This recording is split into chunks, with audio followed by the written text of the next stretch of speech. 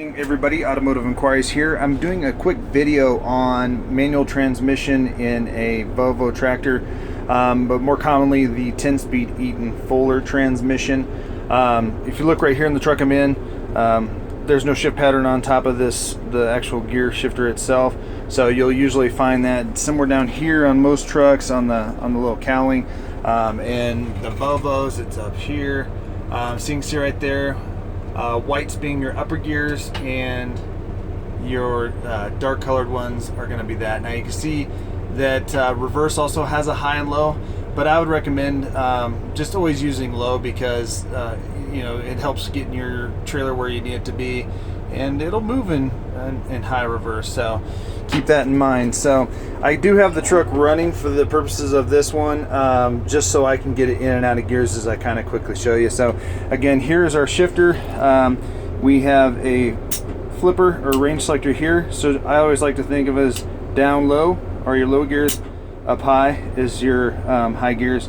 And for the most part, when I'm empty or just cruising through the city, I always start in third gear in this one.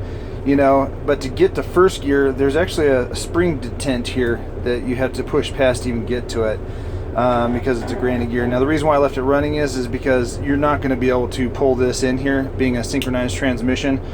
That stuff's always spinning in the transmission. The gears and the selector rings are always spinning. So again, I just have it right here. So if we pull it into first, you want to start in first. Sometimes you got to move the clutch up and down a little bit to get it into each little gear when you're just not moving.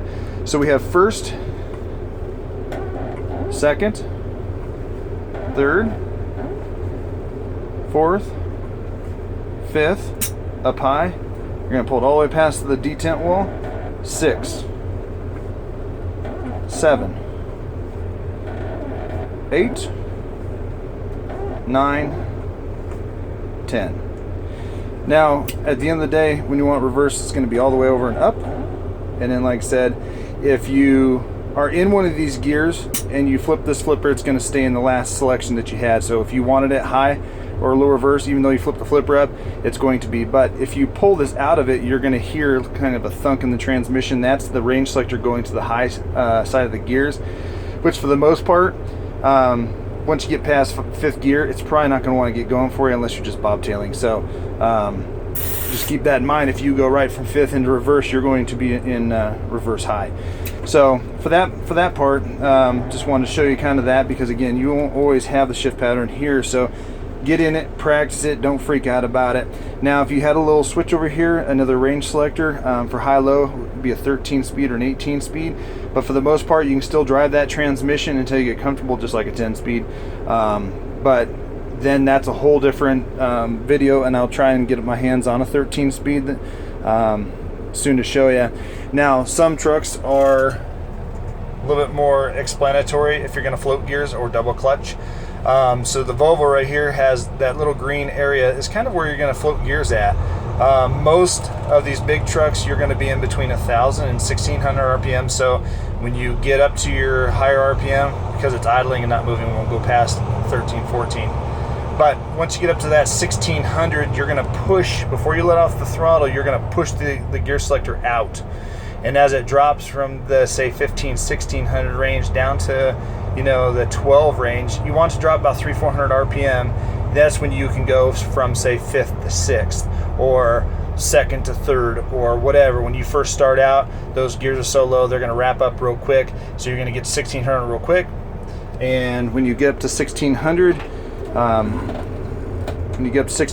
you're basically going to pull this out before you let off the throttle. Let off the throttle, let it drop 300 RPM, and pull it back into it. Now it's finesse.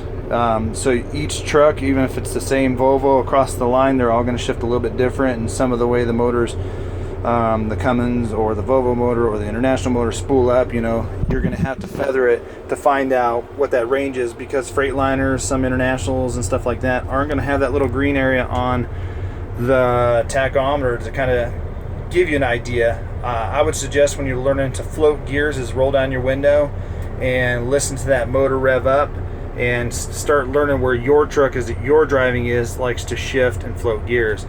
Now if you're going to double clutch, got the truck out of gear here, double clutching is not all the way to the floor. This is a clutch brake. This slows down the entire transmission. If you do this and try and shift into another gear, it's going to be all off, because this will actually slow down the transmission way more than you need to actually get it. That's why I like floating gears. Plus, it puts extra wear and tear on it. Really, this is for coming to a stop, starting and good and going. So when you double clutch, it's merely going to be, it's probably less. Once you feel tension on that, maybe an inch or less, and it's going to be, you know, you're in your gear, say fifth, you're going to clutch out, pull it over, clutch it in. And so again, it's just a little bit of finesse. There's a lot of videos out there that, you know, like I said, some people want to double clutch all the time. I do not. So I grew up floating gears. That's the easiest way for me to do it. So when you hop in each truck, don't assume that the last truck you drove is going to drive exactly the same. But once you learn how to drive a 10-speed with at least the single high-low selector range, then you can start working into the 13 and 18 speeds. They're virtually similar, but the 13 and 18s are the transmissions that guys are pulling super heavy loads and going up and down the hills, and having those split gears gives you that extra power without having to losing so much. Now, one thing I'll always tell you is don't outdrive your abilities in a tractor. Don't outdrive the abilities of the truck. A well-maintained truck and an uneducated driver is just as dangerous as having a very not well-kept truck and an educated driver. So just keep that in mind. And one thing I will tell you is when you get up in the mountains, always, before you crest that hill, if you're somehow cruising up the hill in, say, 8th gear, go up to 7, watch for the signs, have the grade and everything like that, go up to 7 or maybe even down to 6th gear and start going down that hill, and then use your exhaust brake. Make sure you find out where that's at on your truck and use that to mitigate it. Now, one thing I will tell you, cruising through town, and if you need to shift another gear, this needs to get shut off, because it will cause you headaches on getting into it. You're going to find a lot of grinding and everything like that, because again, it's basically slowing down everything also. So kick it off, then come back here, make your gear selection, come back up, kick your exhaust brake on to wherever you need it, and then just remember, once you're going down a hill, save your brakes, be careful. So just leave it in the gear. There's no sense, okay, it's revving up, now use your brakes, you know, slow it down for 5 seconds, get to the comfortable speed limit, and then let off and just let the gearing, you know, the hills only last so long, but once you you know, say you upshift because you want to go a little bit faster and you still got some decline to do, that might be too much, and you may not even get it back into gear. Once you take it out of, say, 6th, you may not get it into 7th or 8th. You may not get it back into 6th. Then if your brakes are already hot or fading, then that can cause some catastrophic issues. So again, hopefully that helps calm some people's fears, because it seems like it's a very scary thing. But this is not like a car transmission and like a Chevy pickup or anything like that, where you're going to use that clutch all the way to the floor type thing. If you're going to double clutch, it's barely it's a stroke of, you know, maybe 1 inch. And do me a favor, don't try and float gears in your BMW or your Subaru.